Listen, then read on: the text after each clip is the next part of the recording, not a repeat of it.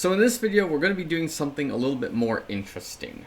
I'm filming this currently on January 21st, 2023, and I'm anticipating that this video will be released 4 to 6 months from this period of time. We'll just see kind of how that works out.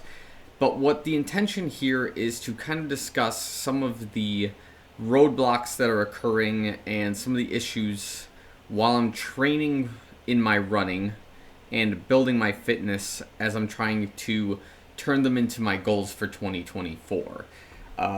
So without like giving away my goal plan or kind of giving away all the things I'm expected to do for the next 4 to 6 months, I'm going to talk about it now, and then 6 months from now we'll release this video and see how well we did, comparatively speaking. So again, if you've just stumbled upon this channel, make sure you subscribe to the channel, like the video. If you're already subscribed watching, thanks so much. Love you guys a lot. And yeah, follow me on all the socials that are listed below, whether it's Instagram, Strava. Just go ahead, follow me, give me a like. And without further ado, we'll begin. So first things first, this is the race shoe of the time, which is going to be the Nike Vaporfly Next Percent 2 in the white and silver. I think I have over 200 miles on this shoe right now. Just kind of a little glimpse into the future or into the past as we'll see it. So by the time we get some pictures and things like that from various race events possibly, this shoe might no longer be in my lineup. But that's just kind of my proof that hey, it's 2024 and this is kind of what's going on. I guess the other thing we can do is just show you guys on my phone, right? 7:38 p.m. January 21st. So that's kind of the gist of things. But yeah, so here's what's going on. Tokyo Marathon 2024 was on the radar. However, the training was not going well, like whatsoever. I did have a training plan that had some good mileage, some good times going on, that was set for a sub 245 marathon with the expectation that that would be an A goal, but that A goal would take some kind of miracle at Tokyo in order to achieve. So breaking it down a little bit to like 7 to 10, maybe to 12 minutes behind schedule to something like a 250, 255, 256, sub 3 half marathon would have been my B goal, which would have been mentally the more obtainable goal had I had the fitness to at least get the first half into sub 245 territory.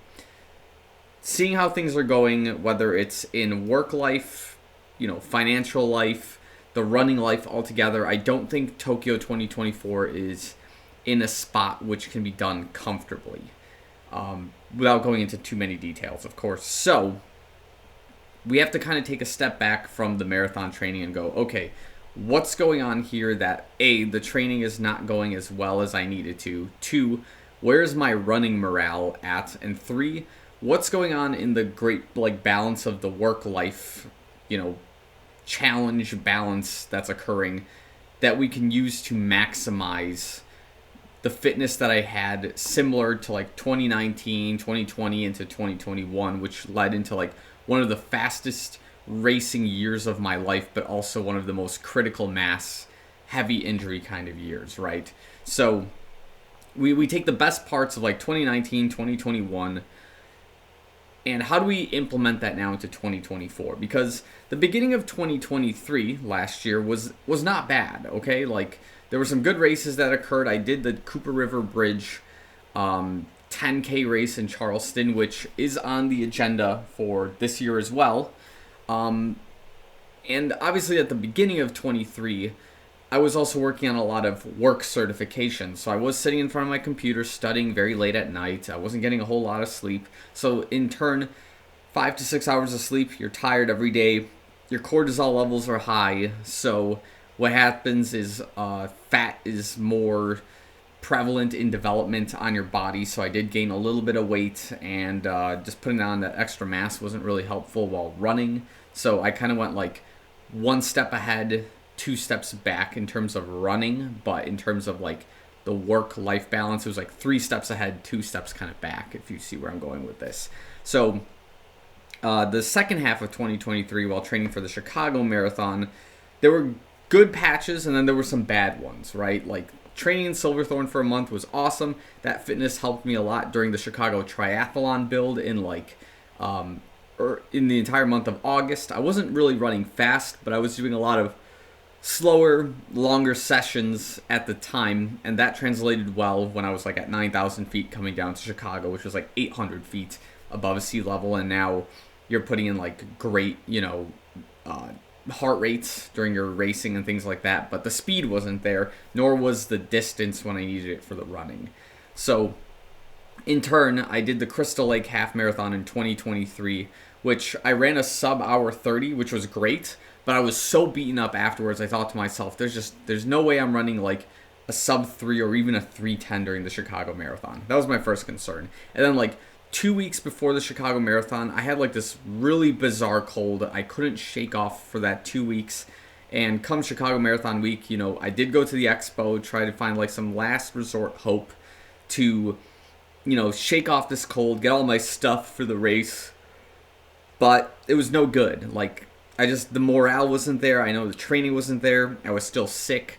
And I just chose not to race the 2023 Chicago Marathon. And that was a huge bummer because, like, I ran the Chicago Marathon every single year except for 2020. Like, literal 2020, besides, like, a virtual. And I think that year, since 2016. So there's been at least 16, 17, 18, 19, 21, 22. So what? I did like at least 7 Chicago marathons, at least, plus a virtual. So I digress. Point there is we got to go back to square one to get back to Chicago marathon pace and like find that morale to run long distances every single day and have fun with it. So this is kind of what the plan has derived itself into. All right. First off, I got to get myself a better half marathon training plan. If I do implement the same pieces of the marathon training plan I have, but just kind of like reduce some of the distances, I'm sure the results could get me into a good spot overall, all things considered. But here's kind of what the gist of things are right now. So the big race I have on my schedule coming up is going to be the Las Vegas Half Marathon, which is February 25th. And 24th, I think, is the 5K, so maybe doing back-to-back would be nice. The pros of that is that it's pretty cheap to get into Vegas for me because, it's the airline industry. I can, like, fly in for free if I need to. Hotels are kind of cheap if I go look for them. Staying at the Strip is actually literally very cheap. So that's not too bad. I think the entire trip, if I was being extremely frugal, can cost me like $500-600, maybe $700. I don't know. It just depends. So that's on the radar as, like, kind of a tune-up race for the rest of the season. But from there, we do have a little bit of gap, which I can continue like building some mileage and training. But then I have to go to Montreal, Quebec, Canada for some work stuff. So what happens from there, actually, is that before I travel to Montreal, the March Madness Half Marathon is on my radar, which is out here in the local area of Cary, Illinois, somewhere kind of close by. And that's apparently an iconic half marathon that I want to get myself to at least attempt to do. Not necessarily PR, because Cary, Illinois, I think, is notorious for like hill courses and things like that. So it's going to be a total riot to do that. Just completing the race, I think, will be fun if I kind of get there. So after the half marathon, we go to work for a couple of days in Montreal. We fly back. And what happens when I get back is the Chicago Shamrock Shuffle, which I'm signed up for, I'm confirmed for. That's a race that, it's a 8K, so 4.97 miles. Like, what's the worst that's going to happen? I should expect to do that one pretty swimmingly. I don't know if I'll PR necessarily, but I will try to throw it out a pretty good time, if you ask me. Ugh. And then from there, it looks like we have a couple of weeks gap before I go to Denver, Colorado. Oh, no. Actually, then the Cooper River 10K is on the next race that comes up. And after the Cooper River 10K, I got to fly from Charleston, South Carolina, into Denver, Colorado for work, for some more presentations and things like that. So, tight turnaround on a lot of these races to work stuff. So I'm actually kind of excited for it, but also kind of nervous about it. If something goes wrong in the process, like, I might not be able to make certain things, you know what I mean? So after, the Denver work stuff, there's a bit of a gap in May, which I'll probably come up with some races. I'm thinking about the Soldier Field 10-miler again. That was a very fun race the first time I did it. It was quite hot, but it was a great race in 2019 when I did it. Coming off, like, fractured foot, metatarsals actually, and yeah, it was just a good time, good vibes. So I might end up doing that one again. So if that kind of comes to plan, then my May, the month of May might not be so empty at this time. But the Chicago 13.1 is on my schedule once again.